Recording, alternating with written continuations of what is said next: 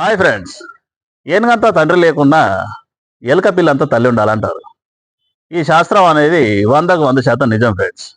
పాత రోజుల్లో భార్య భర్తల్లో మొదలుగా భార్య చనిపోతే పిల్లల్ని సాధిన తండ్రి అనేవాడు ఒకడున్నాడో లేడో కానీ, అనుకోకుండా భర్త చనిపోతే పిల్లల్ని కష్టపడి సాది పెంచి పెంచి పెద్ద చేసిన తల్లి అనేవారు నాకు తెలిసిన వరకు చాలా మందే ఉంటారు ఫ్రెండ్స్. ఎందుకంటే అప్పటి రోజుల్లో భర్తే నా దైవం, పిల్లలే నా బాధ్యత అని కష్టపడి సాది పెంచి పెద్ద చేసి ఉద్యోగాలు వచ్చేదాకా తల్లి ఒంటరి పోరాటం చేసిన వాళ్ళు చాలా మంది ఫ్రెండ్స్.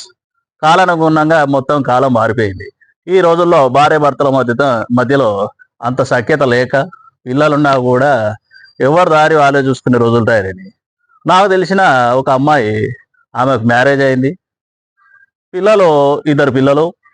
భర్త అనుకోకుండా రోడ్డు ప్రమాదంలో మరణిస్తే ఏం చేసింది, ఇక ఇక్కంచెలు నేను భర్త లేని భార్యగా ఇద్దరు పిల్లలకు నేను ఏం చేయగలుగుతా, ఏం చేయలేనని ఒకంత తల్లిదండ్రుల ముచ్చట పట్టుకొని, చుట్టాలు పట్టాలు ముచ్చట పట్టుకొని పాపం ఇద్దరు పిల్లల్ని వదిలేసి అత్తగారింట్లో ఆమె దారి ఆమె చూసుకుంది, మళ్ళీ మ్యారేజ్ చేసుకుంది.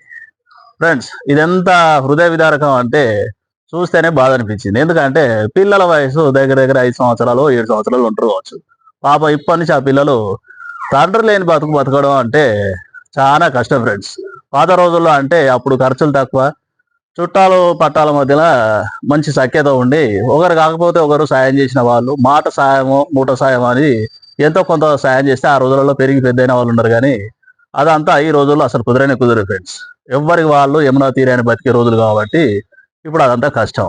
అమ్మాయి జాగాల అమ్మాయి పోయింది, మళ్ళీ రీమ్యారేజ్ చేసుకుంది. పాపం పిల్లలు మాత్రం చిన్న పిల్లలు ఇక్కంచెలి అమ్మమ్మ నాయనమ్మ అని తాత నానమ్మ అని ఇక్కంచెలు బతికి పెరిగే కాలం పాపం బాగా కష్టం ఫ్రెండ్స్.